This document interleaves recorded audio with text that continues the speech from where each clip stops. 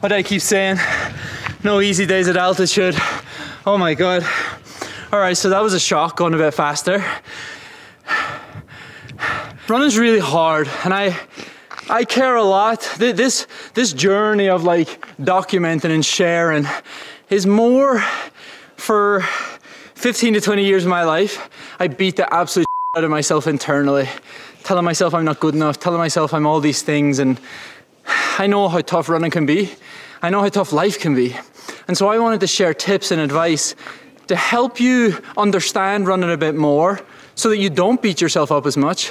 Hopefully so that you get a little bit better at running, but to be honest, I don't really care if you get better at running or not. It'd be fun, it's nice to run faster times. I've ran 2:09, but it doesn't mean anything. I'd rather be a good human. I'd rather be happy. And so, first of all, running's really hard, right? So just that you're out there doing it, well done, okay? And I mean that, well done. Pat yourself in the back, stop beating yourself up as much, be a bit nicer to yourself, try to enjoy running a bit more, put these fundamental things in place that are important, are gonna help you get better, but try to enjoy it. Me, cut yourself some slack. This is really hard. Life's really hard. So just stop beating yourself up a little bit. It's like one day I just finally got it. Like one day I just decided I actually want to be really good at running. And on that day, I realized I need to stop taking advice as criticism. I need to accept the things I'm doing wrong. I need to start working on the things that could make me better. I need to stop doing the things that are holding me back. I need to stop thinking every time somebody offers me advice, it's a criticism. I need to stop acting so defensively when a coach tries to help me. I need to listen, I need to learn, and I need to start working on the things that are gonna help me get better.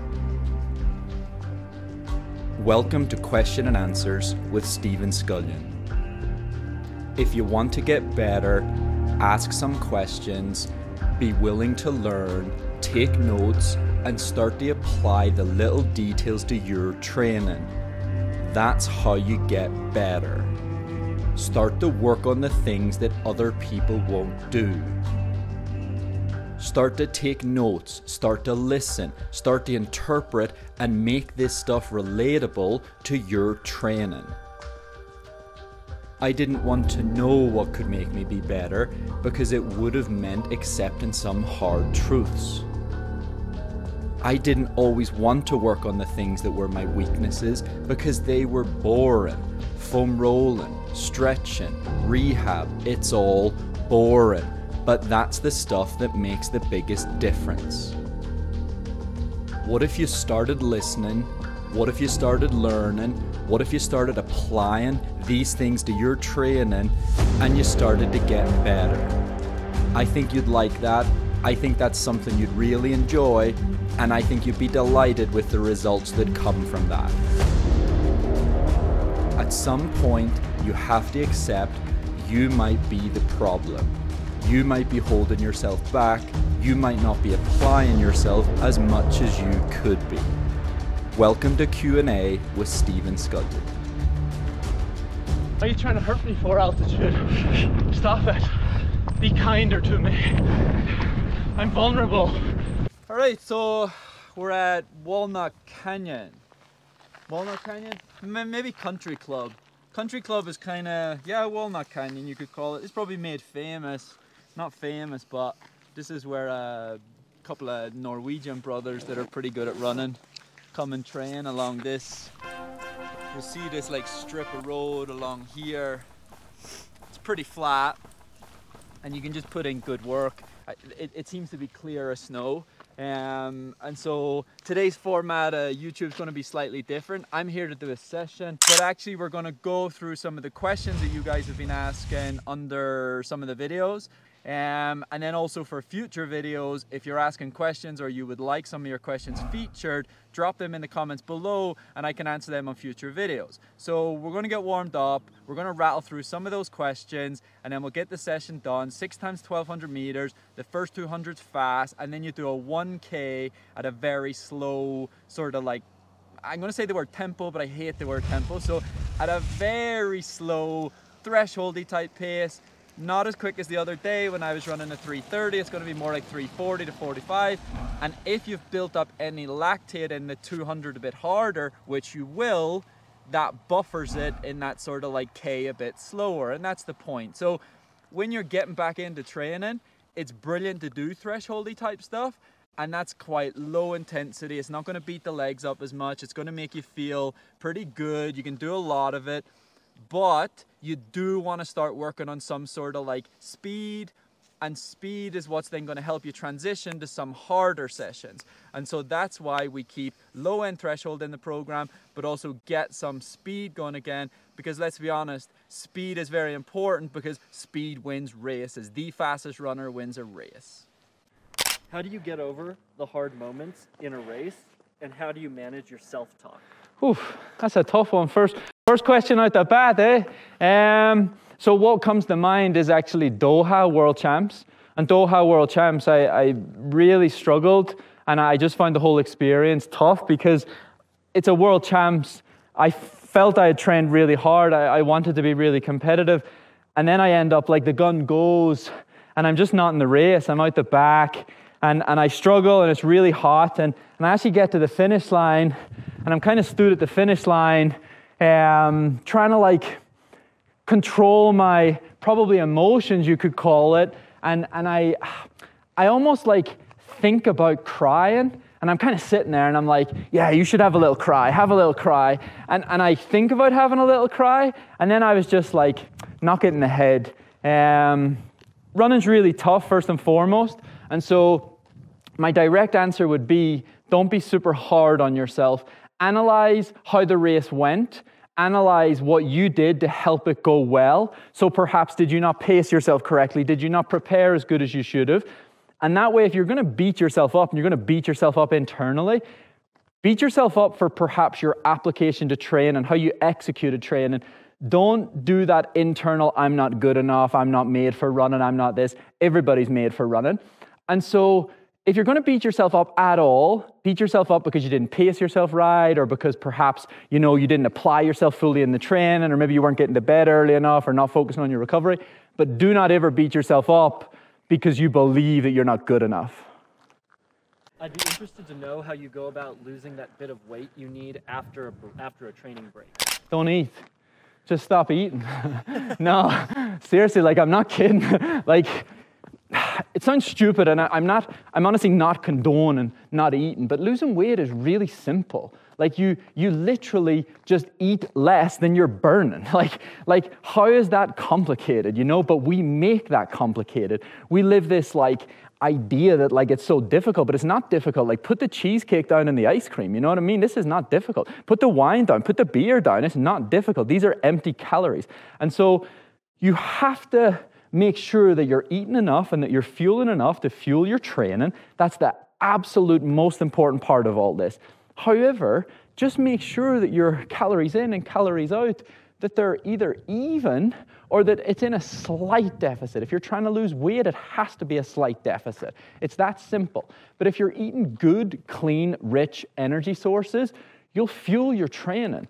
If you're eating crap food and you're in a calorie deficit, you're just going to get tired. You're going to run into fatigue. But if you're eating good foods and you're eating like good proteins and good fat sources and good carbohydrates, nice clean white rice, brown pasta, brown rice, you'll be fine.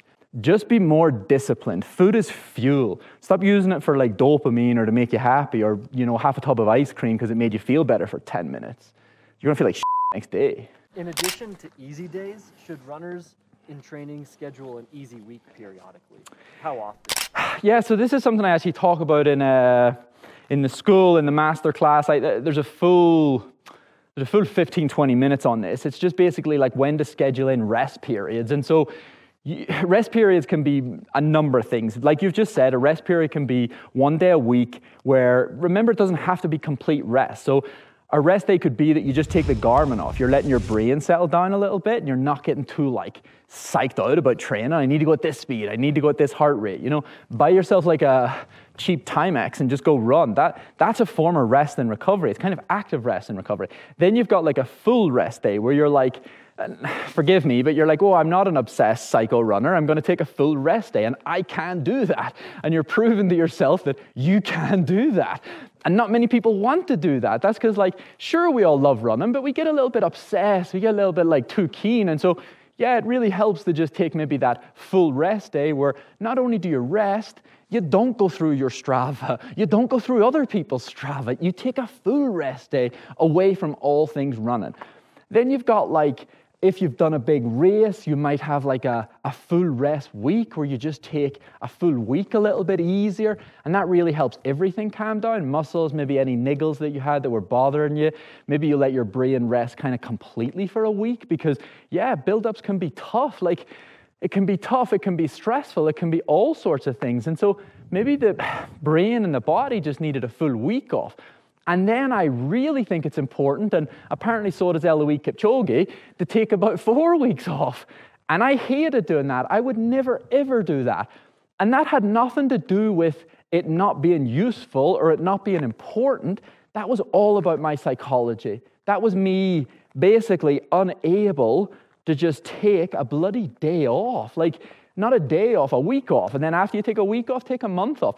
I think I was afraid, like probably most runners are, that you'll enjoy it too much. And you'll not bloody want to get back into running.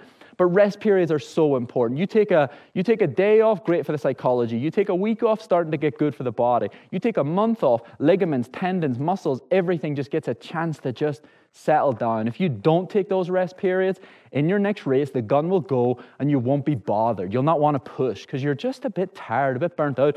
You think you're trying and training, but you're probably not. Then you take a month off, you kind of get hungry again, and you're ready to go. In that month off, you can still walk, you can still do bits of jogging, just kind of move away from structured, serious training. Go back to just running for fun. It'll be really good for you.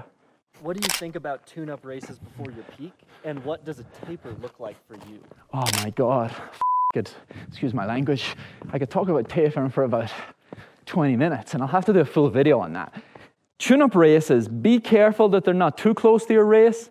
When I ran the half marathon in 61:08, humble brag, yeah, it's really fast, 61:08. I like how I subtly dropped that in there. But when I ran it, it just gave me all sorts of problems.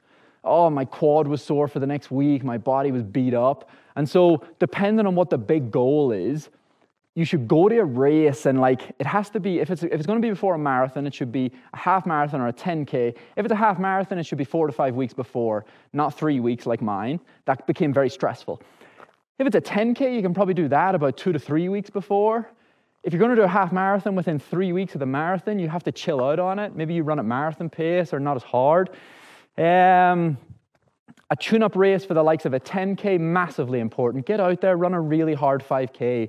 Remind yourself that running's really tough and then that racing's even harder. So important. People kind of get like, not lazy, but you get into this like training state of mind where like training is a bit easier. There's no pressure. Here's me and Noble down here doing a session.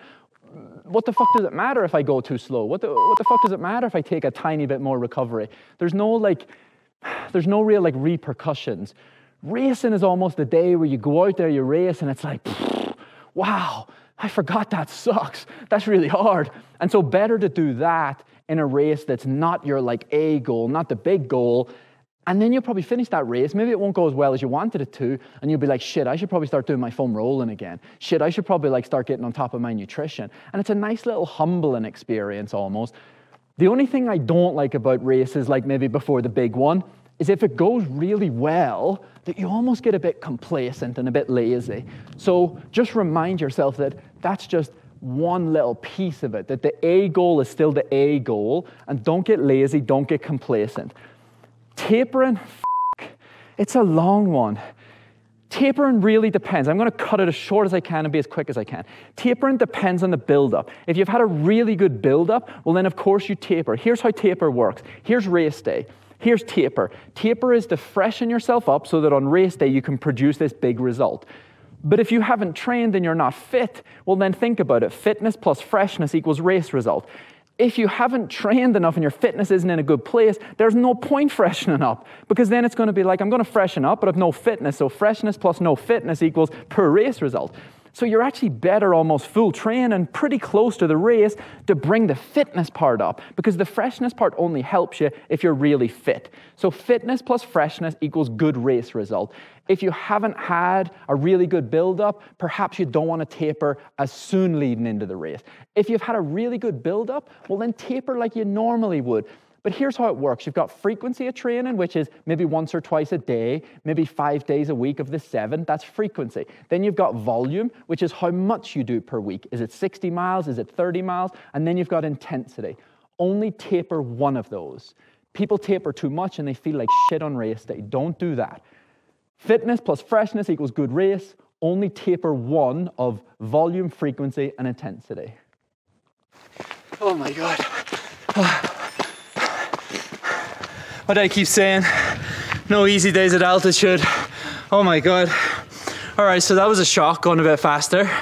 There's a couple of things. Today's video, very good. That question answer format, if you liked it, let me know, comment below, throw some questions in there. Throw some questions in there, that'd be great. Subscribe, like, do those things, give me some love.